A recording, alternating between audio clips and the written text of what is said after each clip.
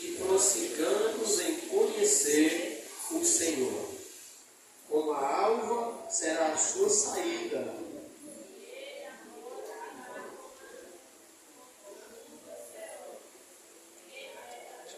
Irmãos, isso aqui tem uma profundidade escatológica tão grande que você não vai imaginar. Esse versículo é tão profundo, ele fala de verdades tão gloriosas, a maneira com que ele virá, a chuva serôdia que rega toda a terra, está todo dentro de uma programação profética. Melhor dizendo, não escatológica, profética. Por isso é que o profeta, ele diz, conheçamos e prossigamos em conhecer o Senhor. Tem que ser uma necessidade nossa, tem que ser um anseio nosso. Alguém diz que a eternidade será pouca para nós conhecermos o Senhor. Inclusive, se nós pararmos para pensar, você conhece o seu esposo? Você conhece a sua esposa? Tem certeza? Tem certeza mesmo? Você conhece o seu filho? Você conhece o seu pai? Tem certeza? Olha que não conhece. Se o homem nós não conhecemos, quanto mais a Deus. Sim ou não? Por isso o profeta diz, conheçamos e prossigamos em conhecer o Senhor. Porém, do homem, nós sempre esperaremos conhecer algo desagradável que está oculto. Mas o Senhor não. Quanto mais nós cavarmos, mais boa água sai da rocha, louvado seja o nome do Senhor. Então, quando você olha para o contexto em volta de Oséias, quando você olha para esse contexto que é tão chocante, a ponto de nós vermos Deus mandar o profeta pegar uma meretriz, uma mulher de prostituições, o próprio Deus dizer a Oséias, toma esta mulher de prostituições e faz família com ela. Isso nos choca, porque nós estamos falando de um Deus que é santo. Ei, seja santo porque eu sou. O que é que está em volta de todo esse sentimento? Quando nós olharemos para Deus quando trabalha o pecado e a pecaminosidade humana? Um Deus que olha para o homem, que perdoa o homem, que é capaz de limpar o homem, que é capaz de sarar o homem, enquanto o próprio homem ele não consegue perdoar o próximo. Nós fazemos um paliativo, irmãos, é uma verdade. Um paliativo de perdão, mas perdoar mesmo. Se nós não tivermos cuidado, nós temos que estar com muito cuidado nisso, porque às vezes o sentimento revolta para a gente, sim ou não? A gente precisa lutar para a gente conseguir chegar ao nível de perdão. Perdão é lançar para trás, é não lembrar com juízo, é não lembrar com memória acusativa. Então Deus, Ele é. Por isso é que você tem que conseguir conhecer a Deus. Porque são ações de Deus que nós falamos aqui do caráter moral de Deus. Quando se relaciona com a questão do pecado e do pecador. Então nós iremos ver hoje a consequência, né, do pecado. Nós iremos entrar numa outra parte da doutrina sobre a existência e a definição. Louvado seja o nome do Senhor, nosso Deus. A definição do pecado, a existência e a definição. Nós falamos do pecado, quando entrou no Éden, ele se espalhou para todos. O apóstolo Paulo, escrevendo aos Romanos, capítulo 5, ele diz que todos pecaram por um só, a morte veio para todos nós. E o dano que trouxe à terra foi enorme. O dano que o pecado trouxe, nós fizemos uma conjectura aqui, falando de um fogo em uma floresta. Ele vai passando, está tudo verdinho, mas por onde ele passa, fica tudo seco atrás. Assim foi o dano que o pecado trouxe para a terra e para todos nós que sofremos o dano deste pecado. E às vezes, meus queridos irmãos, às vezes a gente não compreende que nós estamos ali com uma ferida que está em nós. E às vezes sofremos circunstâncias em nossa volta, e nós vamos ver isso como é muito interessante nós analisarmos isso. Então o pecado é um mal. O pecado é o quê? O mal. Mas como o mal surgiu então? Né? Como pode existir o mal? Se Deus é bom e tudo que Deus criou é bom? Isso é uma pergunta que lateja no coração de muita gente fica. Né? Como é que surgiu isso? Deus diga isso. Certa feita, tinha menos conhecimento, eu digo a você que é melhor não responder quando a gente não tem dúvida. O rapaz me fez uma pergunta, então meu irmão, me diga quem foi que criou o mal, quem foi que criou o mal. E eu sempre tudo é isso foi Deus. Mas eu joguei uma coisa sobre Deus que, ó, não foi Deus. Não foi Deus que criou o mal. Eu disse que foi Deus, e eu vou mostrar para vocês que existe um versículo dizendo que o próprio Deus cria até o mal. Não é assim o versículo diz lá? Que eu crio o mal? Nós vamos ver esse versículo daqui a pouco. E aí? Não entra em contradição? Só que nós temos que analisar. Por isso que Oséias ele é muito enfático quando ele diz conheçamos e prossigamos em conhecer esse povo. Glória a Deus. Sendo o nosso Deus bom, Ele é onipotente, né? Ele é totalmente bom. Não tem como Ele ter criado o mal, não tem como o mal ter surgido dele. Então nós temos que ver isso com muita atitude. Essa pergunta, meus irmãos, juntamente com as questões correlatas a respeito da origem do mal, é um fantasma que assola todo mundo, que conhece um pouco da Bíblia, que conhece um pouco de Deus. Quanto mais você se aproxima de Deus, você quer compreender esse tal desse mal, desse pecado, e aí cada vez mais. Tem gente que não sabe nem o que dizer, tem gente que se cala, porque é coisa que fica, traz muita confusão na mente humana, né? Glória a Deus por isso. Louvado seja o nome do Senhor. Nós precisamos, antes de tudo, para compreendermos, fazermos uma distinção de alguns tipos de mal, tá certo? Para nós compreendermos então como surgiu e que mal é esse que a Bíblia está se referindo, por exemplo, né? Qual mal existe? Qual mal nós precisamos definir? Antes de mais nada, precisamos fazer isso. Por exemplo, o mal moral ou o pecado, que é o mal, tá certo? O pecado, que é o mal moral, é a iniquidade cometida por criaturas dotadas de vontade. Ó, o mal moral, chamado de pecado, ele é uma iniquidade que é cometida por qualquer um de nós que temos vontade própria. O homem que, diferente de outras criaturas, ele diz não ou diz sim. Ele quer ou não quer. Ele faz as suas decisões, ainda que sofra os danos pelas suas decisões, e isso é justo. É por isso que dentro do universo criado para a sobrevivência humana, existe também a lei da semeadura. Deus já viu todas as coisas. Que é para justamente dentro dessas possibilidades, do homem escolher, por exemplo, eu não vou para Nínive, eu vou para Jope. Mas eu quero que você vá para Nínive, Jonas. Mas eu não vou, eu vou para Jope. Então vá. Então dentro dessas possibilidades, a Bíblia diz, quem semeia vento, colhe tempestade. Então Jonas vai colher o que ele estava semeando. Já que o que Deus estava apontando para Jonas era o melhor. Então surgiu um mal, que é a nossa natureza. Dentro da nossa natureza pecaminosa, nós temos esse direito, e aí é uma iniquidade cometida, né? O que é iniquidade? A iniquidade é aquela que a pessoa não tem mais temor de praticá-la. Ela faz naturalmente. Ela é crente, mas ela mente. Ela é crente, eu falo ela, não é se referindo ao lado feminino, eu falo me referindo à pessoa. Tá certo? Ela é crente, mas joga o jogo do bicho. Rapaz, irmãos, eu acho tão engraçado isso. Eu dou aqui na igreja há um certo tempo. E um dia chegou uma irmã para mim e disse, pastor, eu sempre encontrei na igreja assim, irmãos, a minha maneira de me ministrar. E ela disse, pastor, eu quero que você ore, porque Deus me deu minha bênção, eu estava orando. Aí ela não disse para mim, não, eu tenho esse jeito mais carrancudo, né? Aí disse para minha esposa para jogar no jogo. Jogar no jogo porque você acredita, eu faço que eu vou jogar no jogo.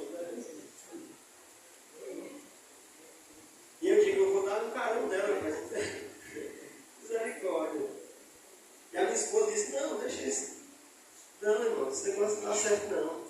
A Bíblia diz que isso não é bom.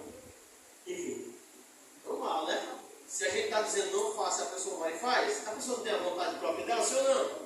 Mas me diga uma coisa, se Deus diz não faça, e eu fiz pela minha própria vontade, então eu tenho direito de colher aquilo que eu fiz, sim ou não? Eu não posso impedir nem a minha mulher, nem meus filhos de fazer uma coisa errada. O meu dever qual é? Ensiná-los a não fazer. Pronto. ministrar, o seu dever é ministrar, é pregar, é ensinar. Olha, a Bíblia diz assim, santo, santa de Jesus, não é assim? A pessoa vai escolher, ela vai dizer assim, olha, Deus deu isso ao homem. Está vendo como é difícil nós sermos homens e compreender os outros? Não é muito difícil, né, irmão?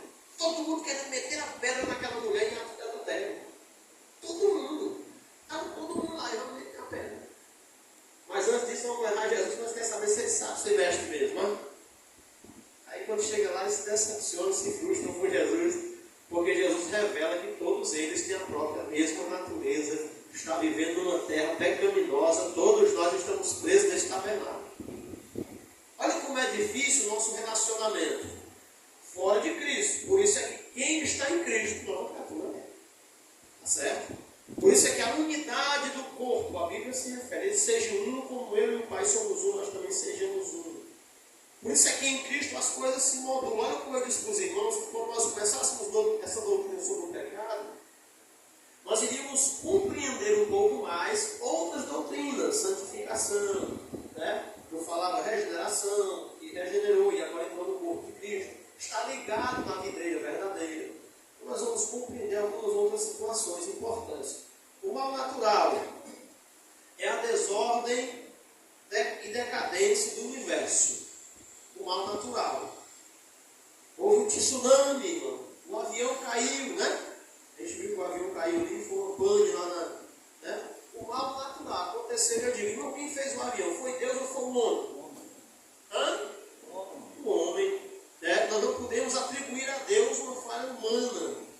Quando eu me submeto a andar no transporte, eu sei que foi o homem que criou. O mecanismo humano, a inteligência humana. Claro que é um dom de Deus a inteligência humana. Mas eu estou me arriscando naquilo ali. Então percebam que é o mal natural. Este, eu estou falando do avião, mas que eu quis citar, mas nós estamos falando de catástrofes naturais. Houve agora no Rio Grande do Sul, os irmãos viram, não foi? Inundação, terremotos, pestes e etc. Em toda a terra. Esses fenômenos, está ligado à maldição que Deus pronunciou.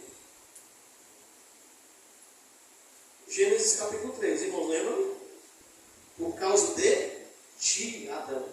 Nossa, que palavra dura. Eu imagino Deus apontando o dedo assim, ó. Adão, por causa de ti, tu é o culpado, cara. Eu botei toda a credibilidade em você. Irmãos, toda vez que a gente erra, escute, se tem alguém que acredita em mim, esse alguém é Jesus.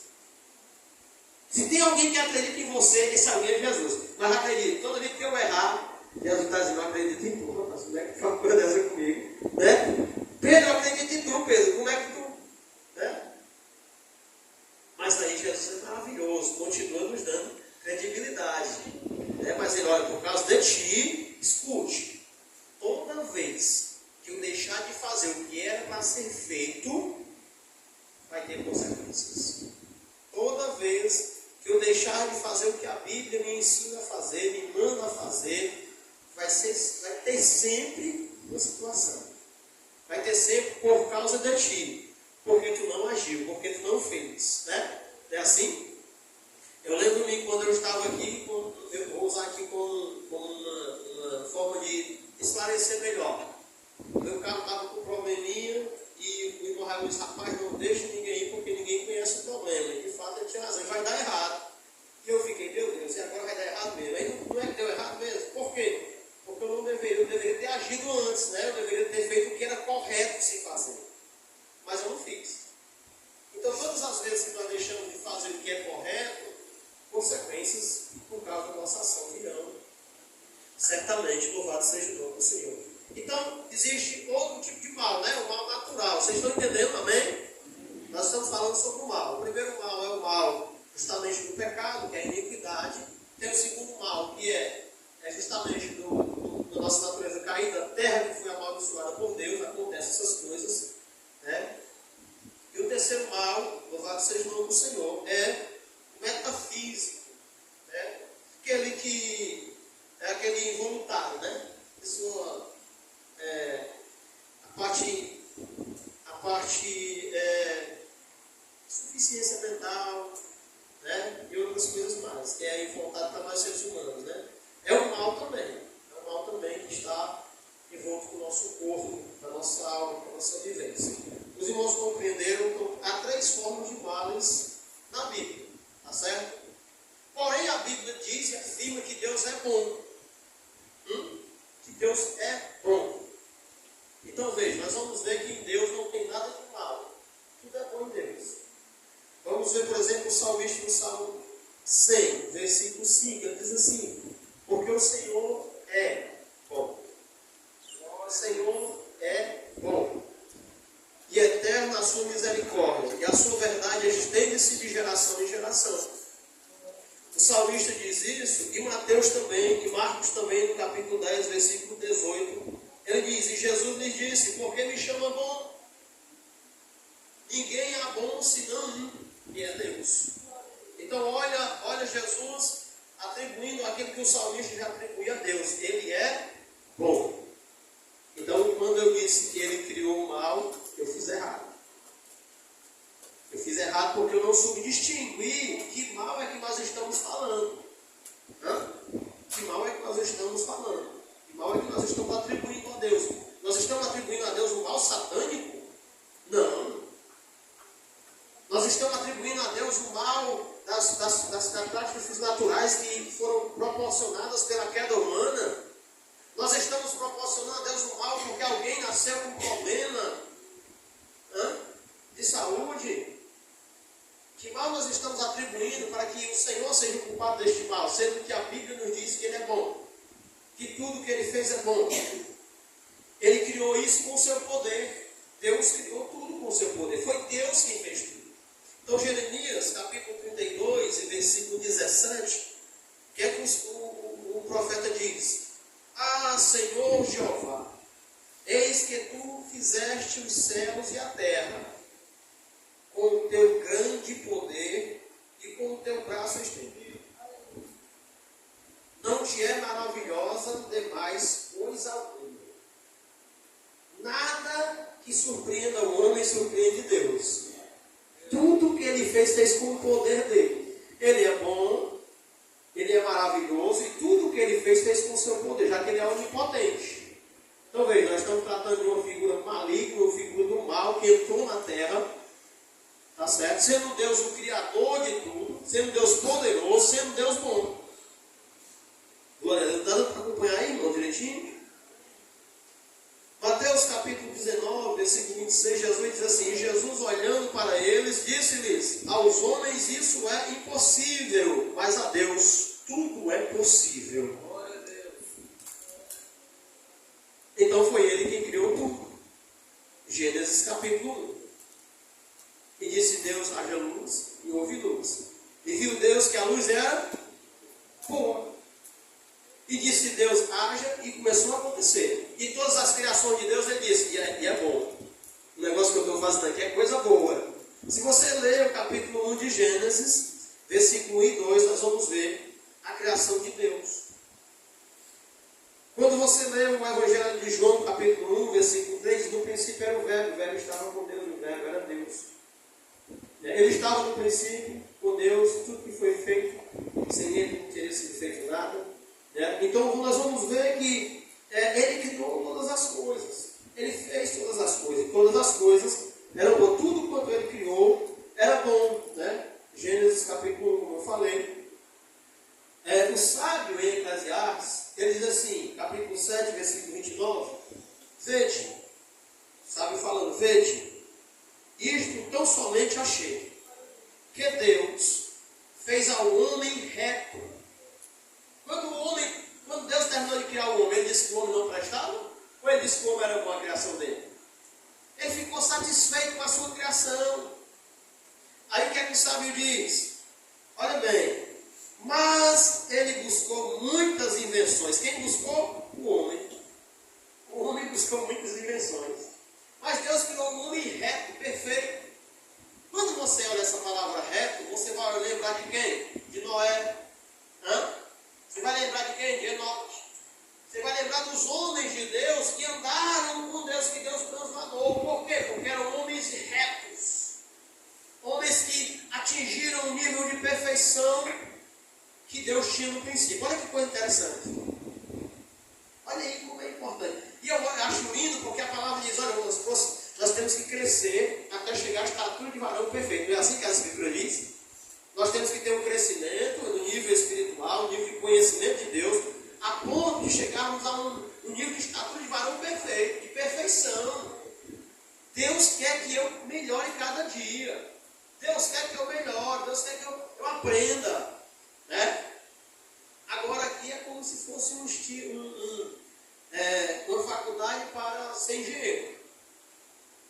Se você guardar a faculdade para ser engenheiro, se guardar o seu diploma numa gaveta e não exercer, não serve de nada. Mas se você exercer o que você aprendeu, aí você vai crescendo cada vez mais, porque a princípio aqui é a teoria e a prática precisa acontecer. Os irmãos estão entendendo? Diga amém? Pronto. Então Deus criou tudo que Deus criou era bom, mas até o homem também era bom. Porém, o homem buscou muitas invenções para ele, né? O homem buscou muitas invenções. Ele não criou o mal. Pelo contrário, Deus se ira com o mal. Aí entra agora o caráter de Deus. Presta atenção. O pecado entrou, que é o mal, e já traz a ira de Deus para a terra. Ou Deus não amaldiçoou por causa do pecado? Então, a fonte de pecado não está sendo Deus até aqui, né? Não está sendo Deus.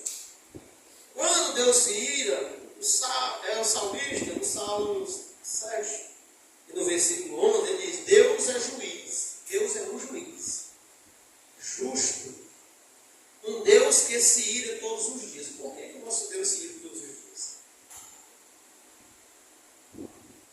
Quando você vê Moisés salmodiando, Moisés fala do homem, da angústia do homem aqui na terra.